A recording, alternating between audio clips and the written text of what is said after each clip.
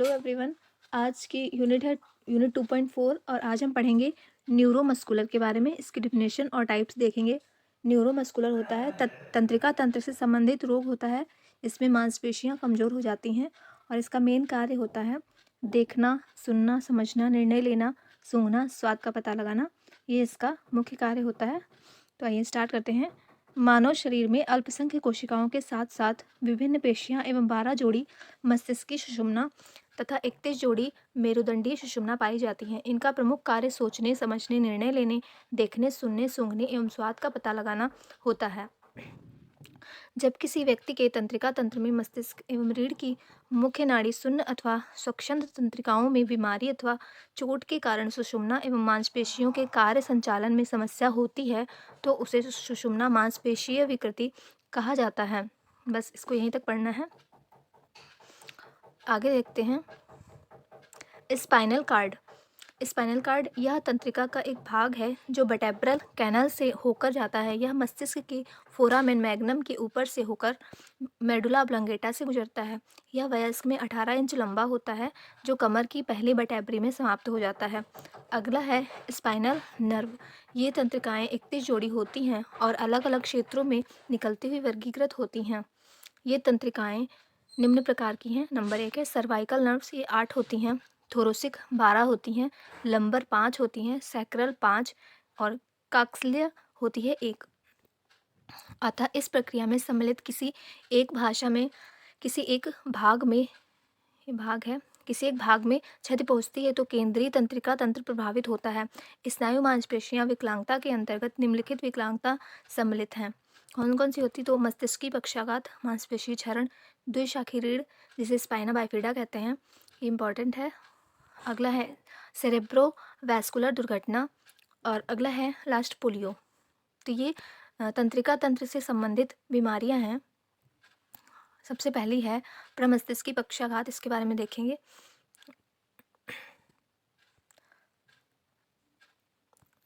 प्रमस्तिष्की पक्षाघात क्या होता है? तो यह एक अवस्था होती है या इसे बीमारी भी बोल सकते हैं जो जन्म के पहले या जन्म के समय एवं जन्म के बाद मस्तिष्क में क्षति होने के कारण होती है। यह कोई ऐसी अवस्था बीमारी नहीं है जो दूसरे को छुआछूत से प्रभावित कर सके, अर्थात यह छुआछूत की बीमारी नहीं है। इसके बहुत से लक्षण, कारण, बचाव एवं प्रबंधन हैं जिनका उल्लेख अध्याय 7 में विस्तृत रूप से किया गया है। आगे देखते हैं पोलियो। पोलियो एक बीमारी है जो विशेषकर प्रदूषण युक्त वातावरण में उपस्थित वायरस के कारण होती है। यह वायरस अधिकतर उस क्षेत्र में पाए जाते हैं जिन क्षेत्रों में पानी का जमाव होता है। यह वायरस 0 से 5 वर्ष के बच्चों में जिनकी रोग प्रतिरोधक क्षमता कम होती है उन्हें प्रभावित करता है। यह छोटे बच्चों को ही प्रभावित करता है, इसलिए इसे बाल पक्षाघात भी कहते हैं। यह बच्चे के शरीर में नाक, मुंह, गुदा इत्यादि के माध्यम से स्पाइनल कार्ड के एंटीरियर हॉर्न सेल के ग्रे मैटर को भेजता है जिससे बच्चा गामक रूप से अक्षम हो जाता है, मतलब उसकी मांसपेशियां कमज़ोर हो जाती हैं। अगली यूनिट है 2.4। इसमें देखेंगे ऑटिज्म या स्वालीनता क्या होती है। स्वालीनता शब्द ग्रीक भाषा के ऑटस शब्द से बना है। इस शब्द का प्रयोग सर्वप्रथम यूगेन ब्यूलर ने 1911 में एक मानसिक विकृति के रोगियों में पाए जाने वाले सामाजिक संबंधों में उपस्थिति के कमी के कारण। वर्तमान समय में इस शब्द का उपयोग बच्चों में पाए जाने वाले व्यापक विकासात्मक विकृति के लिए किया जाता है। स्वालीनता व्यापक विकासात्मक विकृति एक ऐसी व्यवहारात्मक विकृतियों का समूह है जिसमें संभावित सामाजिक कौशलों, भाषा कौशलों तथा व्यवहार क्षमताएं आदि होती हैं, जिसकी शुरुआत जीवन के प्रारंभिक वर्षों में होती है।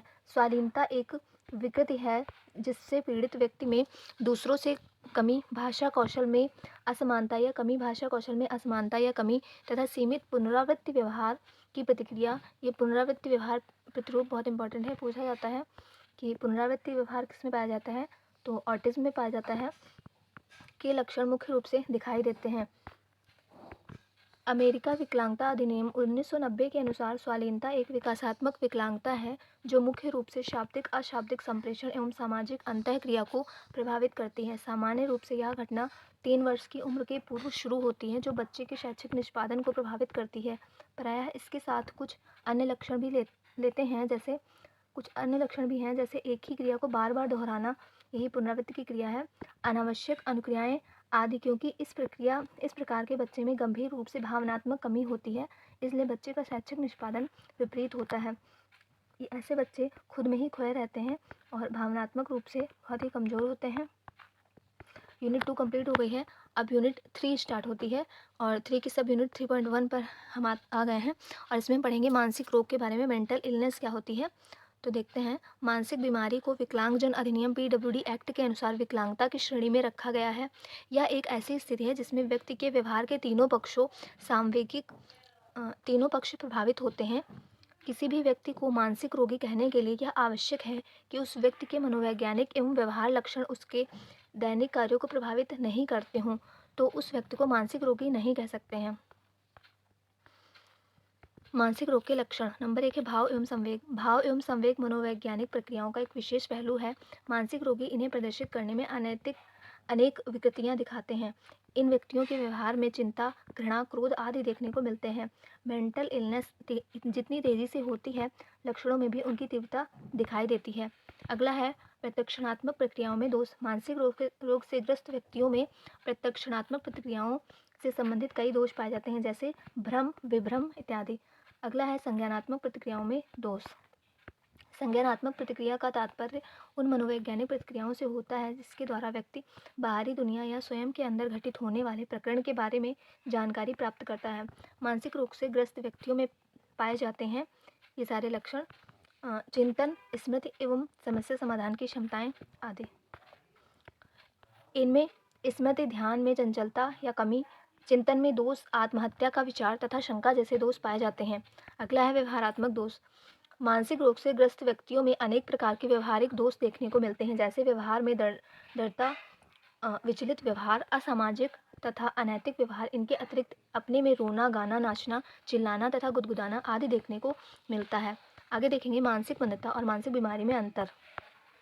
मानसिक मंदता एक अवस्था होती है या बीमारी नहीं होती है। नंबर 2 है मानसिक मंदता विकासात्मक 0 से 18 अवस्था के दौरान कभी भी हो सकती है मानसिक मंदता। नंबर 3 है मानसिक मंद व्यक्ति की बुद्धि औसत से कम होती है। अगला, मानसिक मंद व्यक्ति को शिक्षा की आवश्यकता होती है जो प्रशिक्षित व्यक्ति द्वारा दी जाती है। नंबर 5, मानसिक मंद व्यक्ति असामान्य व्यवहार को प्रदर्शित करता है क्योंकि उसे सही तरीके का ज्ञान नहीं है, उन्हें इन तरीकों को सिखाने की आवश्यकता होती है। नंबर 6, यह पूर्ण रूप से ठीक नहीं किया जाता है। शीघ्र पहचान एवं हस्तक्षेप से विकास एवं अधिगम को बढ़ाया जा सकता है। मानसिक रोग या बीमारी, यह एक बीमारी है। मानसिक रोग किसी भी उम्र में हो सकता है। अगला, मानसिक रोग से प्रभावित व्यक्ति की बुद्धि सामान्य या असामान्य होती है। मानसिक रोग से प्रभावित व्यक्ति को प्रशिक्षित चिकित्सक की विशेष आवश्यकता होती है। नंबर 5, दिमाग को प्रभावित करने वाले रोगों के कारण मानसिक रोग से प्रभावित व्यक्ति सामान्य व्यवहार का ज्ञान होने के बावजूद अपरिचित व्यवहार को प्रदर्शित करता है। और नंबर 6 है शीघ्र पहचान करते हुए इसे पूर्णता से ठीक किया जा सकता है। मानसिक रोग को ठीक किया जा सकता है अगर इसका ठीक से उपचार हो तो। अगले वीडियो में पढ़ेंगे यूनिट 3.2। आज की वीडियो में इतना ही। Thank you.